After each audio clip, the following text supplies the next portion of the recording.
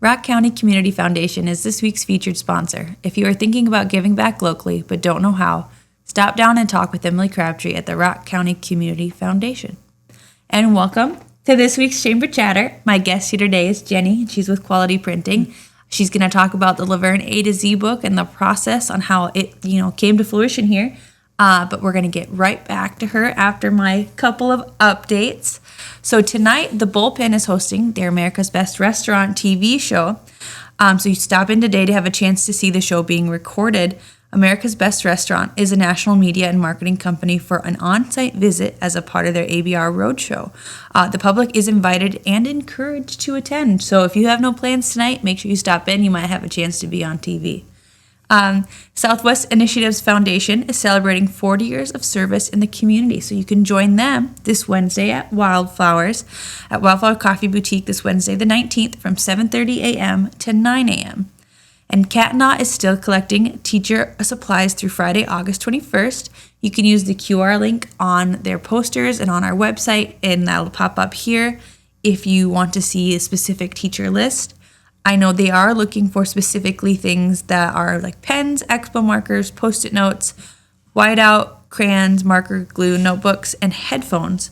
And all of those supplies that are collected will be given to a committee of local teachers who will distribute the supplies to classroom based on their needs. So you can stop and drop those off at 𝗵𝗺𝗁𝗿𝗏 Insurance. You can send them directly to them and they will pick them up. If you have any other questions, you can reach out to 𝗵𝗺𝗁𝗿𝗏 or the chamber.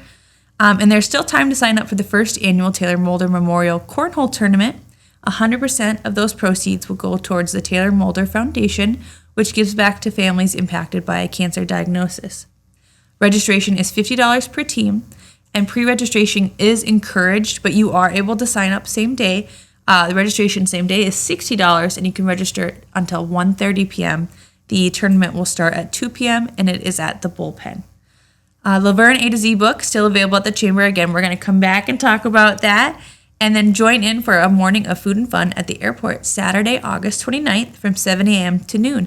The Luverne Airport will host its annual fly-in at the Quentin Anniston Field. All-you-can-eat breakfast. Adults are $10, and children ages 2 to 10 are $5. Pilots in command and classic car drivers eat for free. And then Light the Town Purple. This is suicide prevention. Join Love One, Love All in support of Suicide Awareness Month this September. This September, they invite businesses and households throughout the community to light the town purple in support of suicide awareness. They are selling light bulbs that look like this. They're purple. The chamber does have them now, so they are $10, and you will receive this purple light bulb to display outside of your house or your business on the month of September. Also, save the date for the fall citywide garage sale. Registration forms should be coming out here very soon, any day this week or next. And the dates for those garage sales are September 17th, 18th, and 19th. And now we will get to Jenny. So Jenny is here to talk about kind of the process of how the A to Z book kind of started and how it was printed. So tell me about how it started. I think we started this, it was a 2-year process, I think even before you came on. It took a long time. We had to have every picture hand-drawn and illustrated.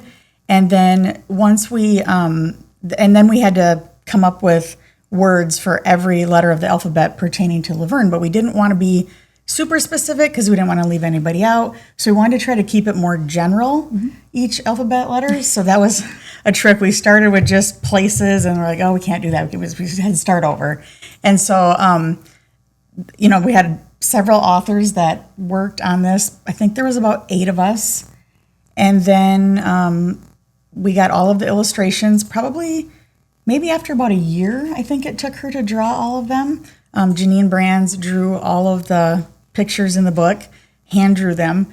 Then I took them over to Quality Printing, where one of our designers, Caleb, he scanned in every picture. And of course, we had to get a template from the book publisher that we had to reach out to, which was a whole new process in itself. Never have I tried to publish a book before.